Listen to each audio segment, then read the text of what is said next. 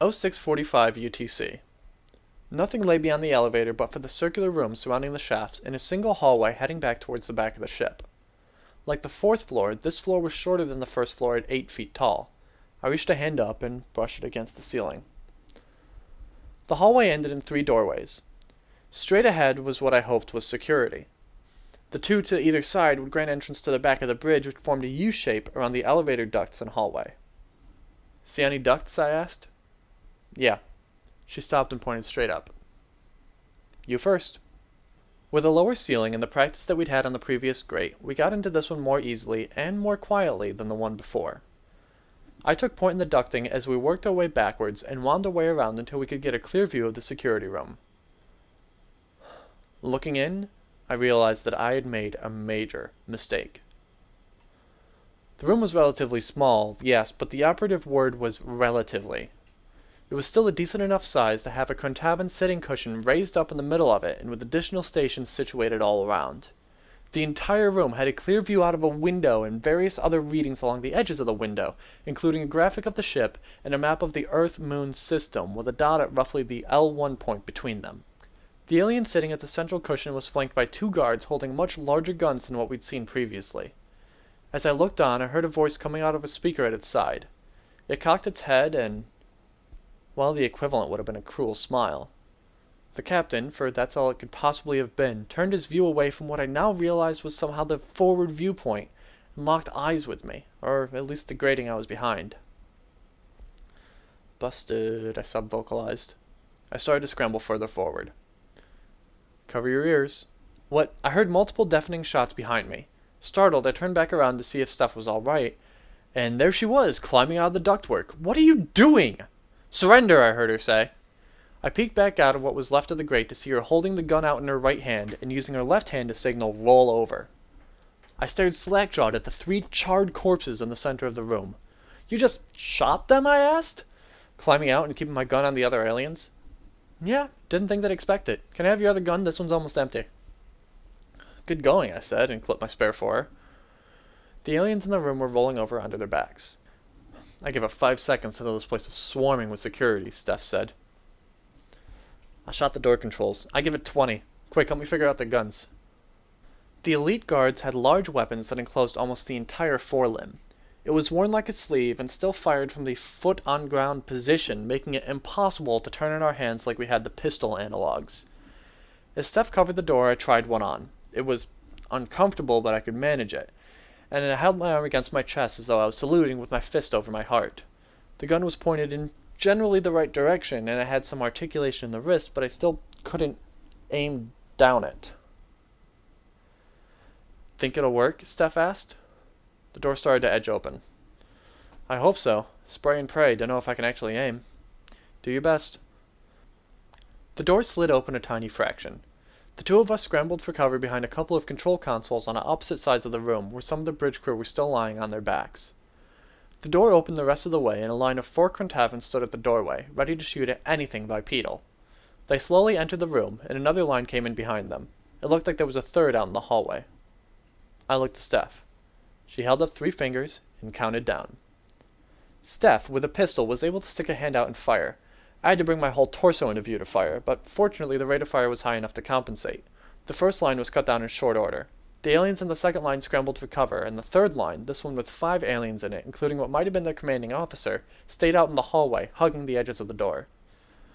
We'd lost our element of surprise, and with it any advantage that we'd held over the first line. Bright purple flares scorched the consoles we were hiding behind, sending sparks, flames, and shrapnel all over. "Son of a bitch!"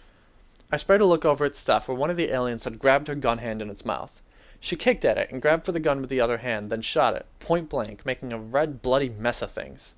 She planted both feet below its chest and heaved it out into the open. I took advantage of the distraction and sent a spray of fire towards them. I didn't hit anything though, and in frustration I pulled the gun off my arm, switching back to the more manageable pistol. The rifle still had half a charge left. Hoping it'd work, I tossed it towards the doorway where 5 of the aliens were still hiding and tried to hit the gun. By the time I got it zeroed in, they realized what I was doing and kicked it further back. Shit, what I really need is a grenade. Just then, I saw one of the aliens in the hallway step out with what looked like a bazooka strapped to its back. Me and my big mouth. I ducked back behind cover as I heard the universal thwomp of something being fired out of the tube.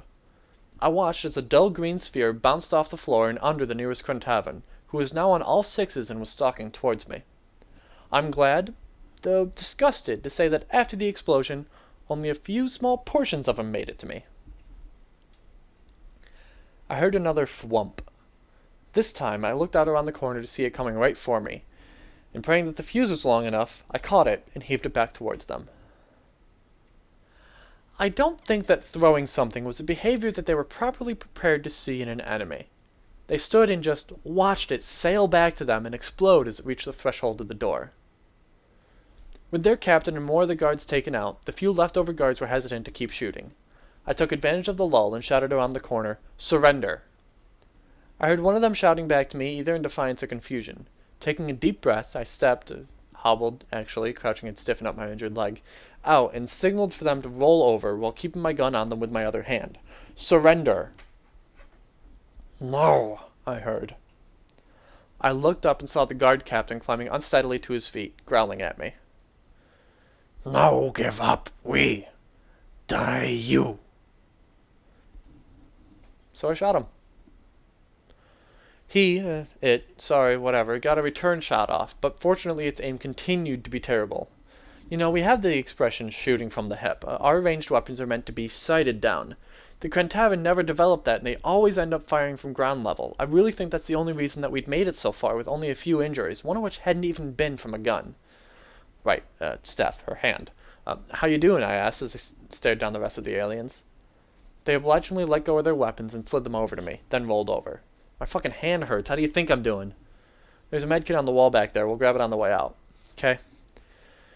I turned to ask the aliens how to blow up the ship. Dumb, yeah, I know, but worth a shot.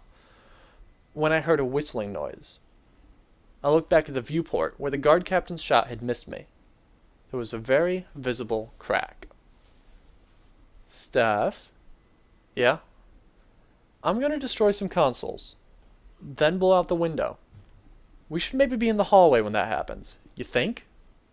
I don't think any of the aliens left in the room understood English.